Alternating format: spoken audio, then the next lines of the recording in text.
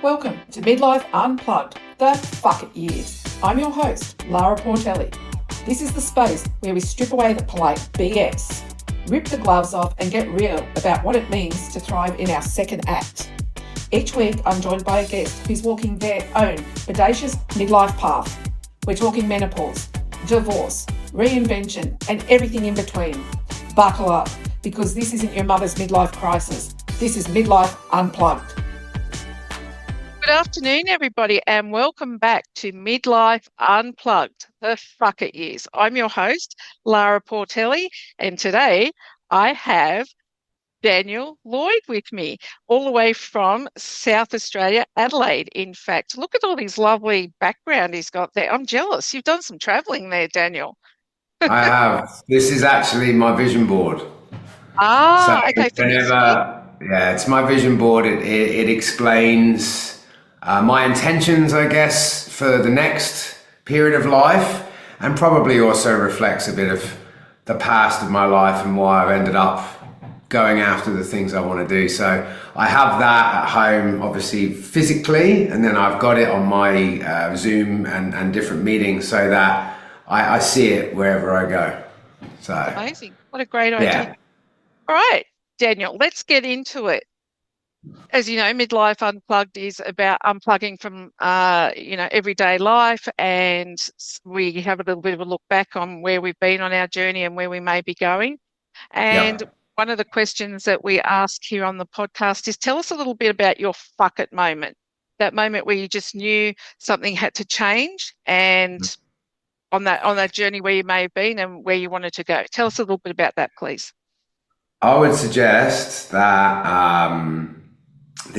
I'd say the fuck it moment, the proper fuck it moment. There's a few leading up to this, but I think when I took, I had a lot of problems at the time. I was battling addiction and had a lot of different things that had gone on. One of my best friends had unfortunately had her life taken away from her by someone else, and a lot of bad things had happened. But with all that else being said, I've always been a kind person, try to help people, even when I'm down and out myself. I always put the focus on trying to help others. And I took this young man in off the street and tried to help him, and he came live with me and my partner at the time. And I never forget it. He was always fascinated with this particular jumper I had, and I was going away to see me mum and stepdad for the first time in a few years because I'd moved to Australia and had to stay here for a bit. And I said to him, you know that jumper you like? I said, you can have that jumper. Just do me a favour while I'm away and look after the house and the missus for me and all the things. He's only young versus at the time how old we were. Anyway, I went home, and little did my mum know, bless her at the time, that pretty much going home to see her for a month was probably detoxing me off of crystal meth and all the problems I had. But when I come back, the old mate had really made sure he stuck to that promise to looking after, my missus, because they ended up running off together. And so I was faced with, it's a complete neighbours shit show. Like I wouldn't even know. In fact, I'll probably make neighbours look like pretty easygoing versus the chaos I attracted in my life back then. But I think it was that moment where my best friend's been murdered. I got, addictions through the roof. On top of that, my best friend who had been murdered, we were meant to be going to climb Mount Kilimanjaro a year later, which is about this time that I'm talking about now. And I'm meant to be training to climb like the biggest freestanding mountain in the world, right? And while everybody's training, I'm just smoking drugs. And I've got like 3.5 months left to fundraise and to get ready and to get on a plane to Africa. And then I come back from visiting my mum for the first time in a few years, and this shit show occurs. And he runs off with her. He's only like 22 and she was, 30 or whatever it was.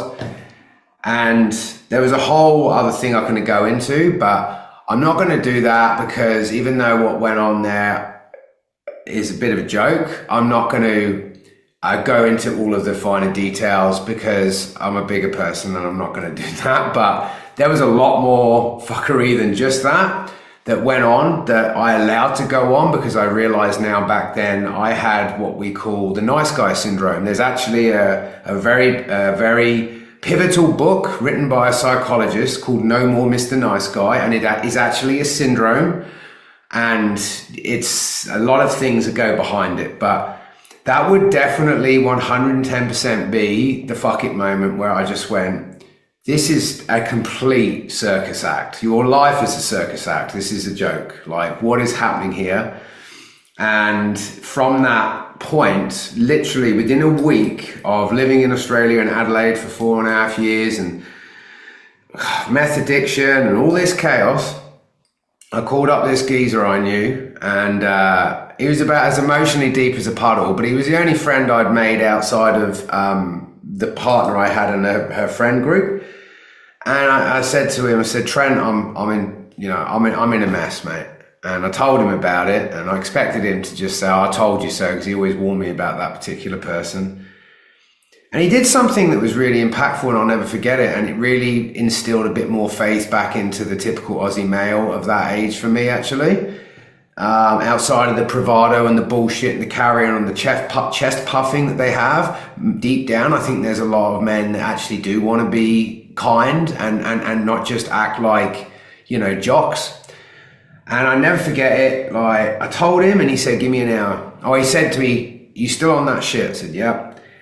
He said, you still going to Africa? I said, well, that's the plan. He said, all right, give me an hour and I'll call you back. And he called me back an hour later, and he said, get an ABN, pack your bag, get on a plane, fly up to Alice Springs. You come live with me and me wife and me kid for free. And you can spend the last few months before Africa with us and come work for me, so you can earn some money, get off the staff, come live with us, be in a family home before you can get to Africa. And I'm not joking, 3 days after that phone call, I was on a plane at Alice Springs. I left there with everything, the house, everything. I said, I don't give a shit, have it all. I'm gone, I'm out, I want my happiness.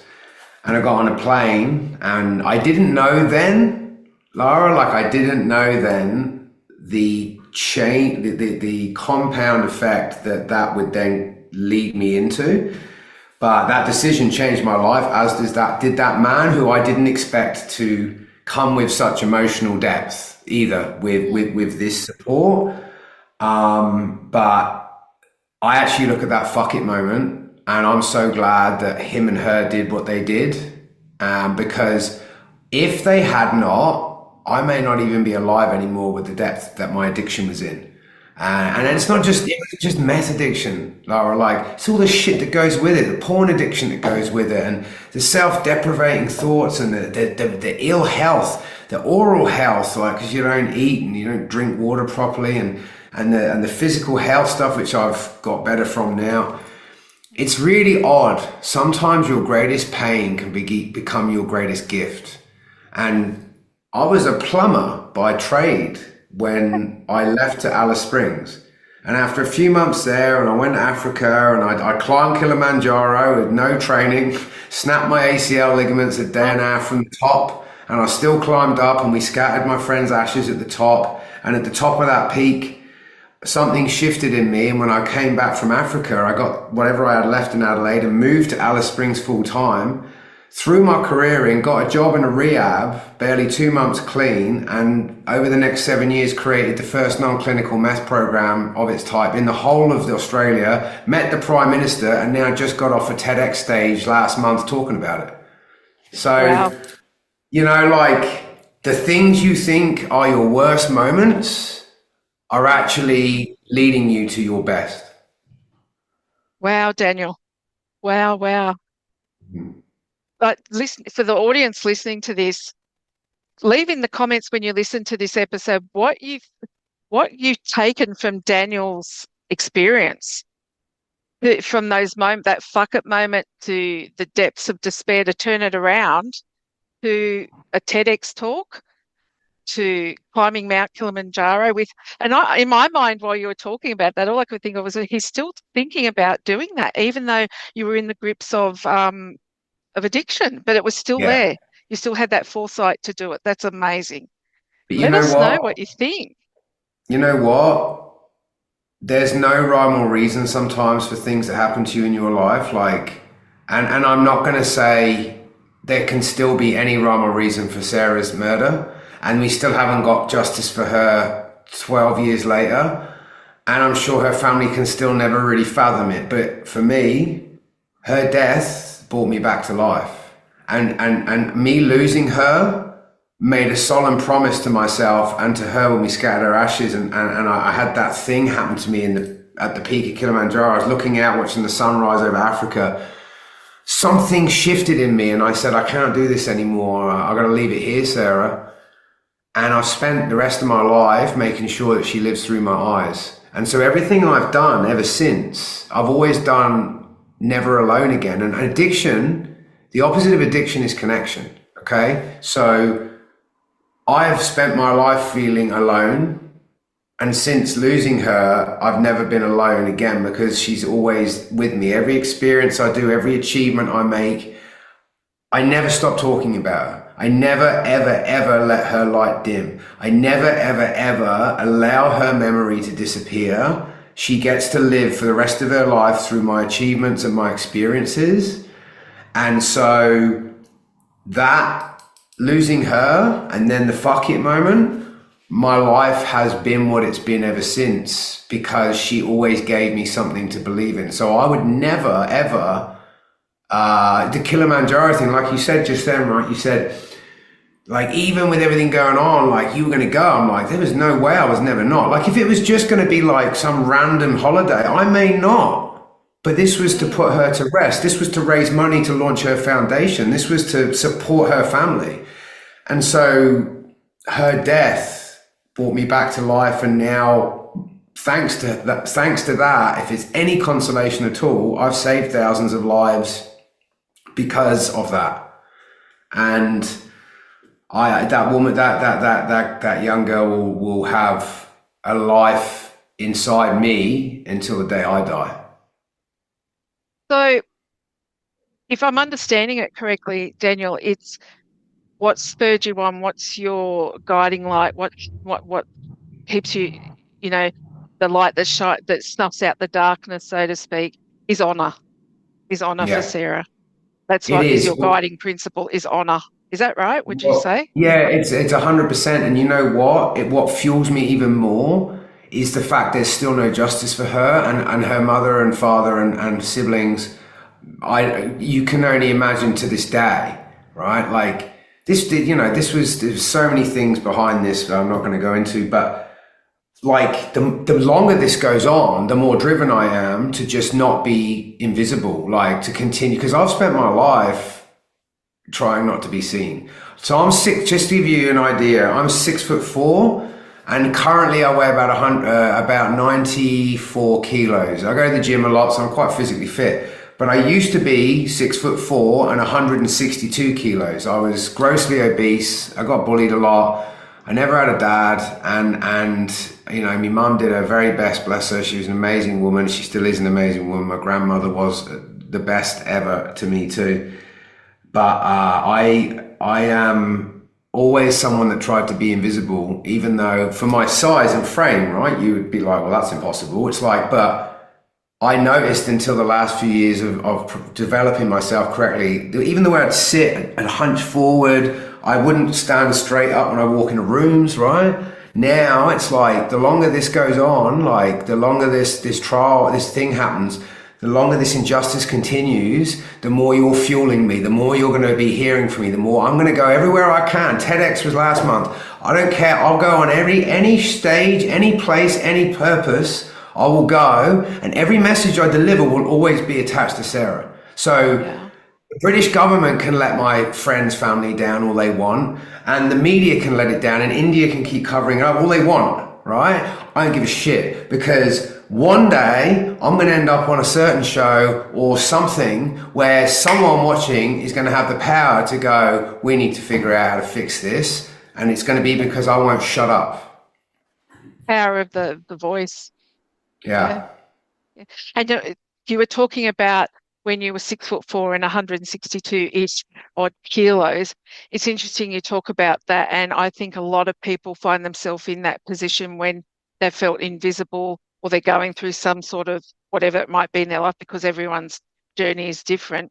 Yeah. You can be large on the outside, however, feeling very small on the inside and invisible. And not there, and it's protection at times. Would you say? Yeah, I've always been about the underdog. I mean, I got bullied a lot at school. I never fitted in. I was always a bit of an odd child. Not like as in like not to my family. Like I was adorable and I was lovely and I was loving and I've always been a big friendly giant. Yes, I've made a lot of mistakes. I was involved in a lot of criminal stuff when I was younger and I was a bit violent and different stuff. But that was a different people were involved in the stuff I was involved in. So that kind of happens as part of the course. But innocent people, anyone like that, in my whole life, I've always been a big friendly giant. And I've always been about the underdog, woman or man, boy or girl. And I hate seeing anyone feel left out. And I'd prefer to go and stand with people that seem odd than fit in with a crowd that everyone wants to seek approval for. We live in a world now where social media has destroyed people's confidence. I get it. It's a business tool and I get all the things. I'm sick of hearing about it from the Gary Vaynerchuk's and all the rest of them. I get it. It's great, but it's also not great. Okay. Not everybody's been designed for it. Most people aren't. Okay, there's only a small population that actually are designed for it, and the rest are literally living in fear of not being enough, not saying enough, not doing enough. And I like to think that, my life's work is to make visibility for the invisible. And, it's a strange thing, Lara, because as I've lost my weight and I've got a bit older, I'm 43 nearly now, I look after myself pretty well, and I think it's a bit of a strange thing for people when they see me, the kind of people I like to associate with or stand by or look after, because they look at me and I dress well and I look well and I'm whatever I look like, and yet they think I'd be sitting with all of those types of people, and I don't. I prefer not, thanks. I prefer to sit with people with values and integrity and honor, and most of the people that I tend to sit with don't always look the way that the world wants us to look. But I'd say to anybody out there that feels invisible, you have beauty in your heart and you have a very unique personality that you shouldn't hide away from the world, because it may just change someone's life if you could be brave enough just to step out of the shadows for once and into your sunshine. Oh, I love that. That's so good. Everybody listening to that, step out of the shadows and into your sunshine, and don't let the dark snuff your your light out. Because as Daniel's saying, I tend to go for the people too. I seek people out in the crowd that are sitting on their own at a function, or I like to know those people. And I really want to touch on what you said a little bit ago about social media and what it's doing to us. And I think it's making us disappear. People disappear because we don't feel like we can measure up to that person doing that dance on the video, or that person's got that house, or she's got a new car. We're so invested in what everyone else has got or doing, or I don't have that. It's coming from a place of lack. Would you think? Yeah, I think, look, it was interesting actually. I was listening to one of the speakers on the TEDx stage when I did my TED talk. One of the other 11 speakers, really high caliber of people. We actually had the third youngest speaker in the history of TEDx with us too. He was 11 years old. Would you believe?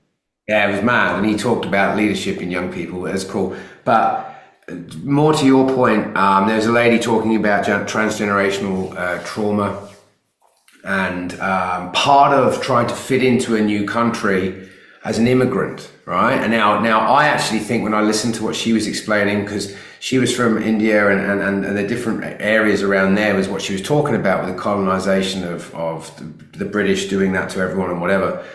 But she talked about one of the key areas of this particular issue she was raising to being scarcity. Okay, like moving to a new country as an immigrant, like I've felt this. I've moved here and I'm at a disadvantage, right? I moved here at 29, I'm 42 now, and I'm at a disadvantage in my head because I'm like, well, I didn't grow up here. I don't understand the values here. I don't have the networks here that you would have from day dot. You know, I don't even know my way around all the streets like you would if you'd grown up here. And so it does create this scarcity of like, I'm never like, you see someone succeed or do well, and from here, and then you go, oh, what does that say about me though? I haven't been able to get there yet. But it's like, yeah, but they had a head start, right? Now, one thing I've always taught all of my clients is you don't know what someone's been through to get to where they've got to today that you judge yourself on. You don't know their story. And most importantly, we are all on different timelines, okay? Look at not Bill Gates, what's his name? Steve Jobs. Steve Jobs, right? Steve Jobs, you know, pretty much just changed the whole world, and his company's worth billions and billions, if not trillions, right? Different time frame to the person that's jealous of him. Why? Well, he's dead now. So the universe, God, life, whatever it is you believe in, has given everybody an expiration date versus what they get to achieve in the time they achieve it. So you can look at Steve Jobs and feel like, oh, I'm never going to be someone like that. But for one, you know, he didn't last till he was 53 or something, 52. Everybody has a different timeline. And there's things that when we look at people and they achieve and you go, what does that say about me? It's like, well, the other thing you have to remind yourself is don't be disappointed at what you didn't get from the work you didn't put in, right? Like it's easy to look at someone and be all upset about where they may be or may not be, but it's like, yeah, but what did they pay in their life to get there? You know, like I could, you know, I left the Northern Territory with a building named after me because of my service for the meth program I created, right? But what did I have to pay for that? 25 years of addiction. It's like Usain Bolt. He became famous for running 9.9 seconds. It took him 25 years to do that. Exactly. So it's always about just frame your experience and your relative time to it. Your imagination is the preview to life's coming attraction. So whatever you've imagined in here will happen in your life as long as you have a plan. But, you know, dreams are just dreams without goals. You have to have daily goals, weekly goals, monthly goals, right? You know, but you can't take it with you, right? The Egyptians tried it. They got robbed. You can't take it with you. So just enjoy the experience while you're here. I heard this phrase, one of my favorite speakers, because I'm a motivational speaker, let's just call it that. And one of my favorite speakers, Les Brown. I love Les Brown. If you've never heard of him, he was very big in the 80s and 90s. African American. He was born mentally educatable, retarded, right? And told he was never going to achieve nothing. And he ended up becoming one of the top speakers in the world. And he's the funniest guy too. He's not just motivational, he's hilarious to listen to.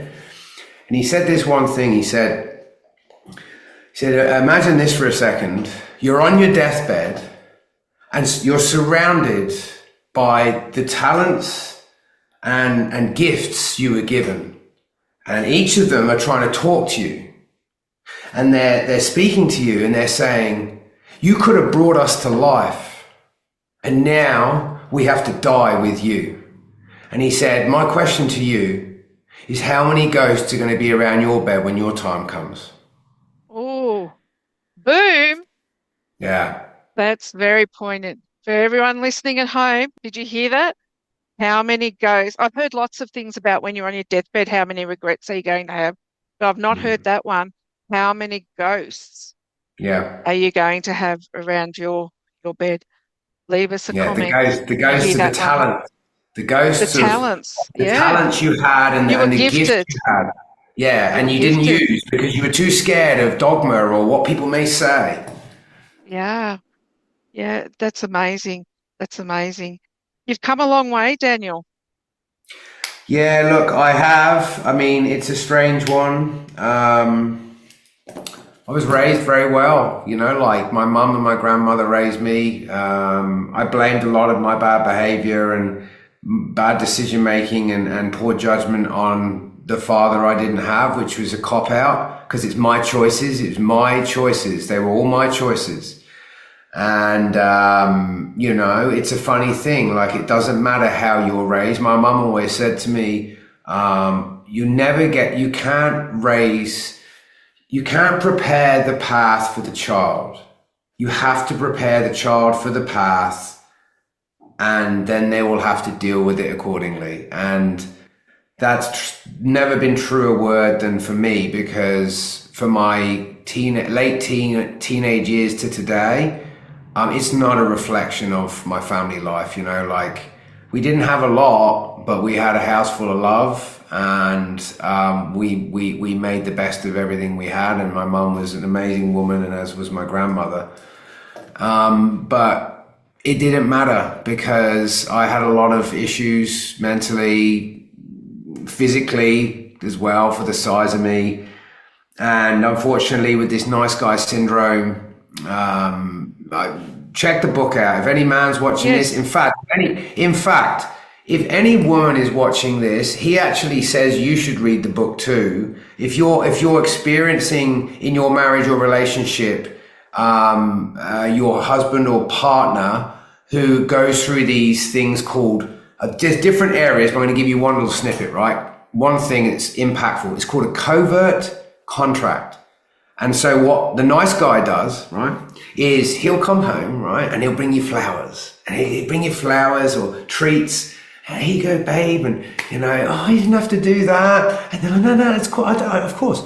What will happen with the nice guy syndrome is that he then expects you. So he did that for nothing, right? So you think.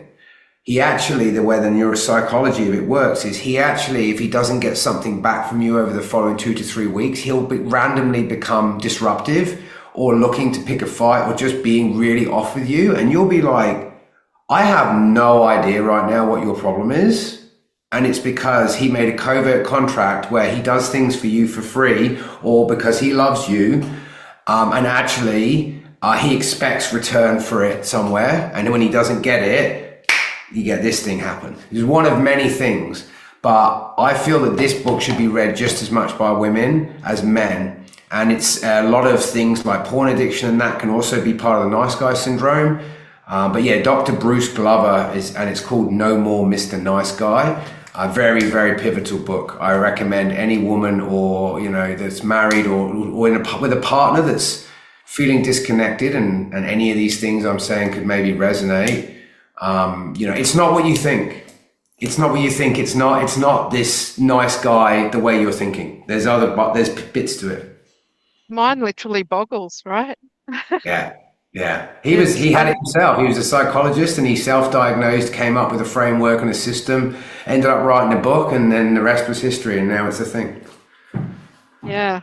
It's and I liked what we talked about earlier a little bit too, Daniel, about this divide between women and men. Yeah, it's I've got this thing, right, I'm working on, and I've got to figure out how to do it. But this isn't just about women and men either. This is just about this society of division. This society of division and conflict, and the fact that you're not allowed to have an opinion or say something you feel without 100 people jumping on you. So it's either or, right? That's how it feels, right? It's men or women. It's vaccinated or unvaccinated. It's, you know, it's so many different things, right? What about stand for and? Right? Ooh. What about stand for and? Men That's great. And women. Vaccinated or unvaccinated. You know, liberal or Democrat. Republican or whatever they are. I don't know American politics. I don't even know politics. But my point being is, I get that we should have debate, but I refuse to accept division. I started my social media channel a few years ago. It went well for a while, but you see, the more it's become ingrained that the only way you go viral or get attention is by division and dividing people and being divisive. Yeah, I won't do that. I actually won't do that. And if you do that, well, good on you. You're welcome to it. But I'm sick of the world that's divisive. I'm sick of a world that's divided. I'm sick of a world that's never been more connected and never felt less connected, right? Like, I used to love people like Gary Vaynerchuk. I still do. But I hate the fact that I have to listen to him say, basically, if you're not on social media, you're a failure. Like, what's wrong with you? You should share everything. Maybe not, people don't want to do that, Gary. Maybe not everybody wants to share their whole life on social media. Like, some people just don't like to do that. They're very private people.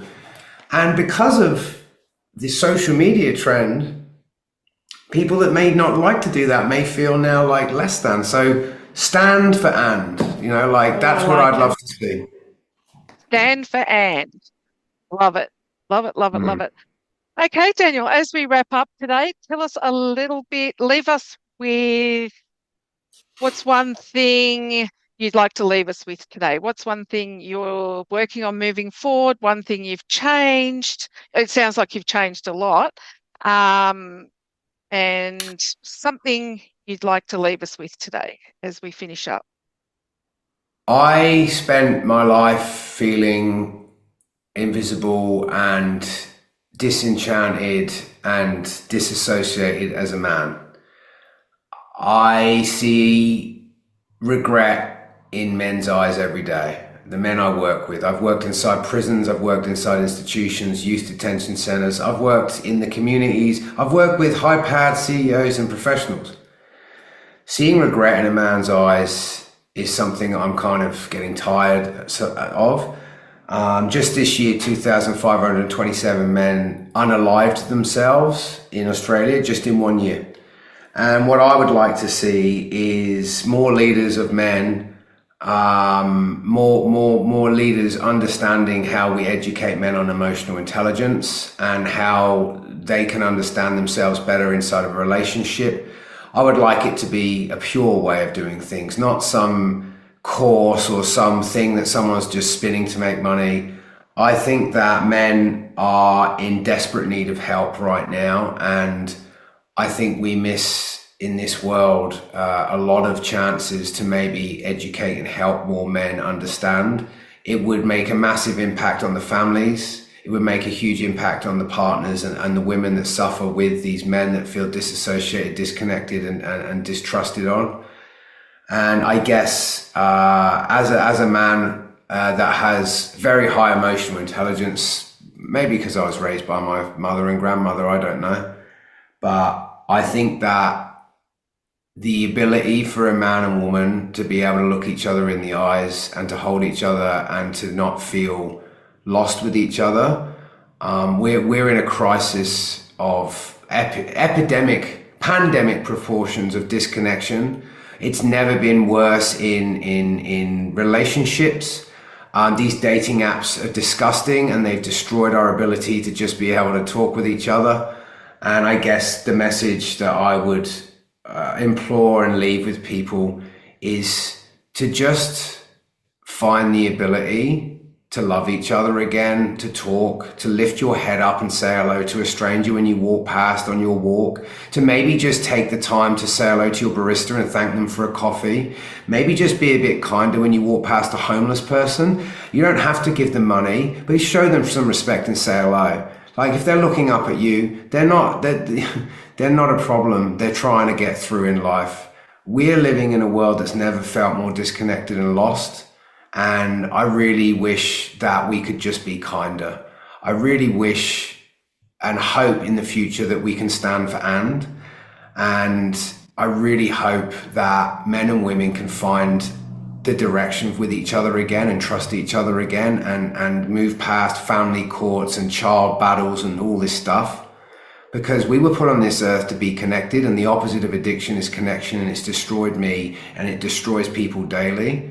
And I just think that if we could I think everybody, Lara, is just trying to find their way home. And I just hope that people do, just with some kindness and care. Some humanity. Yeah. Okay, Daniel, thank you. Thank you so much. That was wonderful. Thank you. That was so, yeah. And thank you for your work in honouring Sarah. Thank you for your time today, Daniel. And we wrap up another episode of Midlife Unplugged, the Fuck It Years. I'm your host, Lara Portelli, and I look forward to seeing you again on the next episode. Bye for now. That's a wrap on this episode of Midlife Unplugged, the fuck it is. If today's conversation lit something up in you, hit subscribe, share it with your midlife crew, and keep the conversation going. I'm Lara Portelli. See you next week for another raw, real, and unapologetic chat.